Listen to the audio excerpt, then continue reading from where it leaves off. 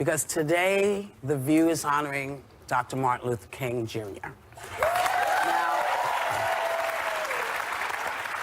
rather than starting the show with us talking, we wanted you to have the opportunity to listen to Dr. King himself explaining the unique history of being black in America in rare footage recently posted by his daughter Bernice. Take a look. What is it about the Negro? I mean, every other group that came as an immigrant somehow, not easily, but somehow got around it. Is it just the fact that Negroes are black? White America must see that no other ethnic group has been a slave on American soil. That is one thing that other immigrant groups haven't had to face.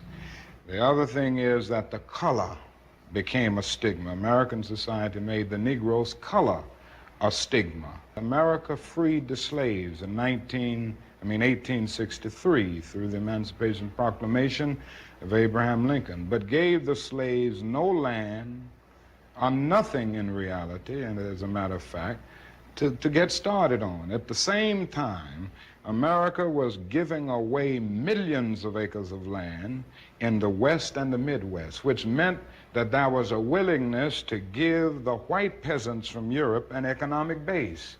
And yet it refused to give its black peasants from Africa, who came here involuntarily in chains and had worked free for 244 years, any kind of economic base. And so emancipation for the Negro was really freedom to hunger. It was freedom to the winds and rains of heaven. It was freedom without food to eat or land to cultivate, and therefore it was freedom and famine at the same time.